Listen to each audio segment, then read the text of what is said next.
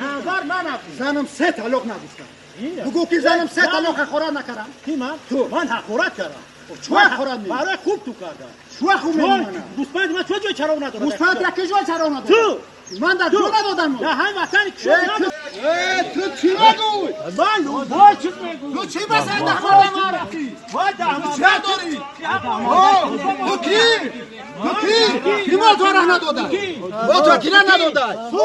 تو زوری من بزن؟ تو چی بسند ما همین تکن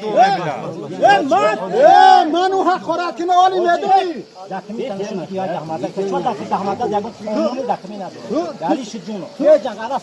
تو تخلی کی؟ من شهروند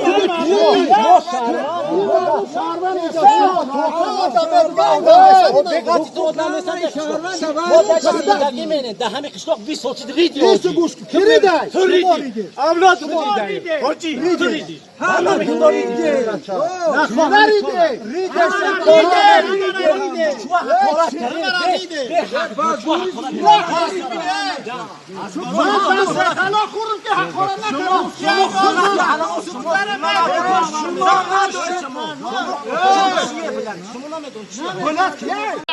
بسم الله راستا گیجون هستم جا مردم خرد گیجون کی من رفتم؟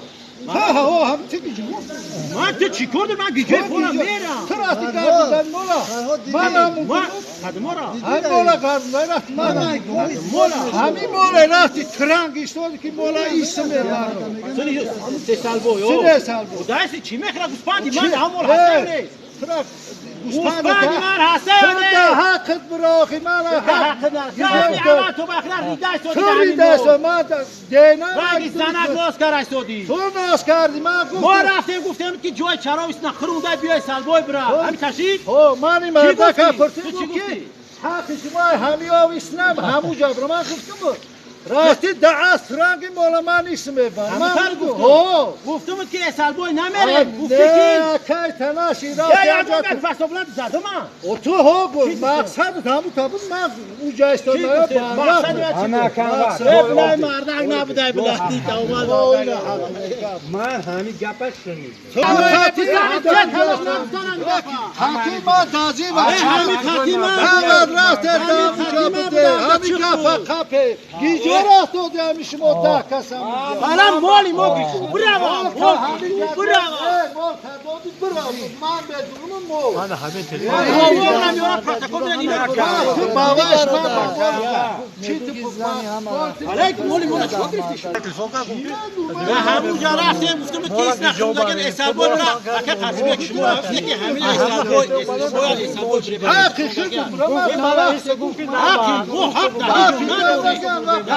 حق نداری این بردک را تحیز کرده گفت این بردک او همی اون لسک ایسنا اون لسک ایسنا من نرفتم من با اون بردک گفتم دانتا که میرم خد میگه من گفتم که من یکون کلمه گم ما ترا گفتم که میبرم من ده همون تربکات میمونم بالا و بعد صاحب زمین شده بیاریم با چی گفتیم من گفتم نه همین مقصد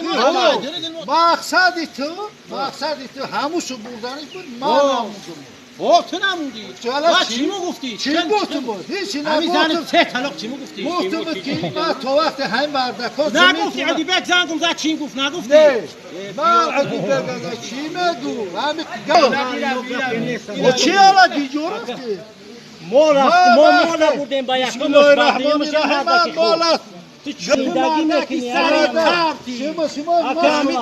ریدی همارا ریده سودی همارا تو مورا روزی داری که ما گناهکار شدیم ده همیشه من مالی من در